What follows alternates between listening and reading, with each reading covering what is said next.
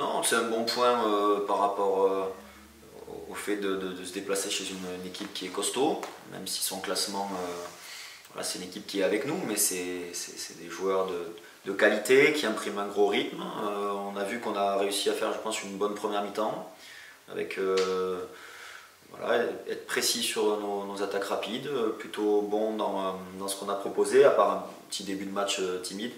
Mais sinon, par rapport aux forces de Versailles, je pense que les joueurs ont bien bossé, ils ont bien identifié. Maintenant, on a manqué de maîtrise quand même pour ne pas subir en fin de match. Et voilà. Après, avec de la réussite, un petit peu plus de précision, on peut quand même l'emporter sur la dernière occasion d'octave.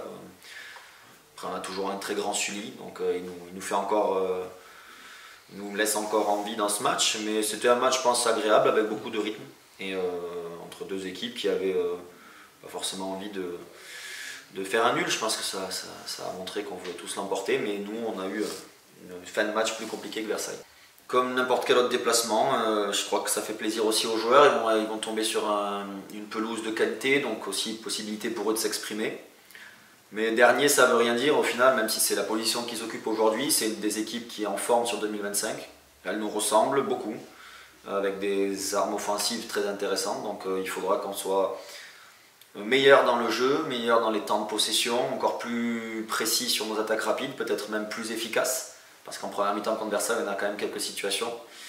Et après, il faudra être très fort dans le bloc pour éviter voilà, justement de laisser Châteauroux exploiter les transitions, de laisser Châteauroux mettre le feu comme ils l'ont fait contre Versailles. Ils étaient quand même menés 2-0 et ils ont réussi à arracher le nul. Donc c'est une très belle équipe. Voilà, c'est une très belle équipe qui n'est pas à sa place. Alors c'est facile de regarder le classement, mais c'est une équipe avec des forces vives qui sont très adaptées au championnat national, je trouve en tout cas. Bah, ils ont beaucoup bougé aussi, hein, comme nous, mais ils ont des armes offensives. Alors après, ils ont des joueurs de qualité, d'expérience sur chaque ligne. Il y a pas mal d'expérience quand même. Mais c'est surtout offensivement où on sent qu'ils ont vraiment beaucoup de jus et voilà, ils sont très percutants. Donc ça va être un challenge pour nos défenseurs principalement dans les rapports de force individuels. Et après, ils ont aussi quand même pas mal d'expérience. Je pense notamment à des joueurs qui rentrent dans le groupe progressivement comme Rémi Duterte. Il y a de la puissance physique aussi, donc il faudra qu'on réponde présent dans tous ces domaines. Non, non, je pense que 36 ça peut être une barrière raisonnable, mais honnêtement on n'est pas vraiment là-dedans. Il faut vraiment qu'on enchaîne en fait, et bien sûr que les points se comptent. C'est pour ça qu'on n'était pas à la fin du match. Les joueurs, voilà, ils avaient un bon discours aussi, c'est qu'il fallait venir prendre ce point à Versailles. Et ils n'étaient pas mécontents de l'avoir fait, même si tout aurait pu être encore mieux. Mais voilà. Aujourd'hui,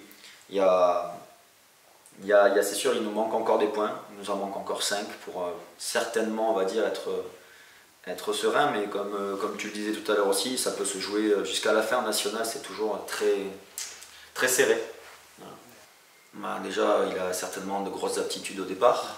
Je me souviens déjà de lui il y a quelques années, quand il était dans son club formateur, en national déjà, on pensait à le récupérer sous forme de prêt. J'étais à Bastia-Borgo, ça veut dire qu'on estimait qu'il avait déjà des qualités. Il a eu aussi la chance de tomber sur un entraîneur des gardiens, Baptiste Chaplon, qui fait un super travail avec lui. Une belle équipe aussi autour de lui, parce qu'il ne faut pas oublier que la réussite de Sully, c'est forcément la sienne, celle de son coach, mais aussi de Cédric Lunardi, de Max Merle, de Tito Anvisius, tous les gardiens qui ont pu passer par notre groupe d'entraînement, Arthur Dufy aussi. Donc il le respecte. Après, Sullivan, c'est le premier arrivé cette dernière partie, c'est celui qui revient souvent bosser à côté, donc je crois que son exigence, elle est forte. Ça aussi, c'est important pour rester à ce niveau, il pourrait s'endormir, se dire qu'il nous a fait quelques belles prestations, donc ça peut suffire. Non, il est très ambitieux et exigeant. Et après, il a beaucoup progressé. C'est vrai que sur ses sorties aériennes, son jeu au pied, c'est déjà des éléments où il a passé vraiment des caps. Ça, je pense que c'est le travail et la relation qu'il peut avoir avec Baptiste. Mais ça vient de lui. C'est quelqu'un qui a toujours l'envie d'aller plus haut. Et généralement, on l'entend à peu près de la part de tout le monde, ça. Mais même pas dans le foot, sauf que lui, il se donne vraiment les moyens d'y arriver. Et donc, voilà, il faut qu'il continue comme ça. Et s'il est encore meilleur sur les matchs qui nous restent, ce sera bon signe pour nous. Déjà, il est très respecté. Hein. C'est à la fois par ses qualités, par sa joie de vivre aussi, parce qu'il amène quand même beaucoup de positifs, mais quand il parle, généralement, voilà, il y a tous les joueurs qui sont à l'écoute, et puis entre ce qu'il dégage, les points qu'il nous rapporte et le sérieux qu'il a à côté, bon voilà, je pense qu'il n'y a pas de... Il n'y a pas de débat. Après, c'est pas quelqu'un qui va parler à tort et à travers, mais c'est plutôt quelqu'un qui recadre quand il sent que voilà, le groupe se relâche un peu ou que dans les matchs, il faut en faire un peu plus. Il est souvent là-dedans et il nous aime bien.